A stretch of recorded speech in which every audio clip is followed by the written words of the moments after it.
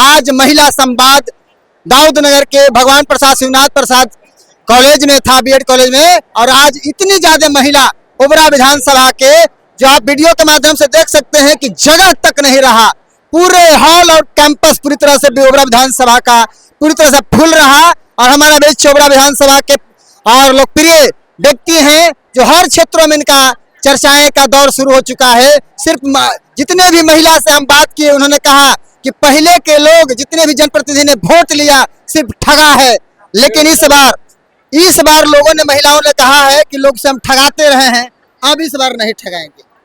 सबसे पहले स्वागत है आपका। महिलाएं अब नमस्कार ओम प्रकाश जी। महिलाएं अब समझदार हो गई हैं, महिलाएं जागरूक हो गई हैं। अभी आधी आबादी को अपनी शक्ति का पता चल गया। ये सबला नहीं, ये 21वीं सदी की सशक्त नारी है, ये अबला नहीं रही, ये अब सबला है। और इन्हें अब अपने अधिकार और कर्तव्य दोनों का बोध है। ये अब चाहती हैं कि इनके बच्चों का भविष्य के साथ खिलवाड़ न हो, जाति के नाम पे और पार्टी के नाम पे। वो अब जातीय समीकरण को दरकिनार करके अपने बच्चों और अपने भविष्य के प्रति सजग हैं। ये चाहती हैं कि इनके बच्चों को रोजगार देने वाले लोग चुन करके जाएं। वो चाहती हैं कि हमारी बात करने वाले लोग चुन करके जाएं। वो चाहती हैं कि सरकारी सिस्टम में जो खामियां हैं उसके खिलाफ आवाज़ उठाने वाले लोग चुन करके जाएं। और यह आज की भीड़ यह बताती है कि उनकी प्रतिबद्धता मेरे प्रति कैसी है।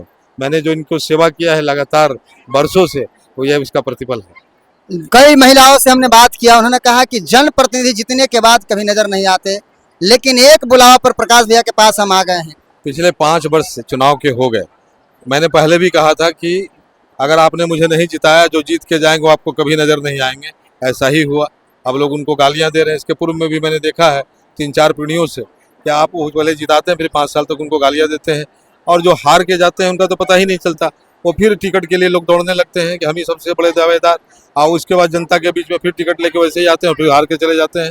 अब जरूरत है लोगों को वर्कर बनने की, लोगों के बीच रह करके काम करने की, लोगों के साथ जन समस्याओं के साथ जुड़ाव की, जनता के बीच रहने की। और वही काम मैं करता रहा हूँ, वही करता रहूँगा। तो आप देख रहे थे जनता की आवाज, और देख रहे थे यहाँ पर जो महिला का हुजूम जुटा हुआ है। मैंने कभी नहीं किसी भी जनप्रतिनिधि के ऐसे बुलाने पर इतनी ज्यादा आपको भीड़ नहीं देखने को मिलेगा। तो इसी तरह से आप जुड़े रहिए।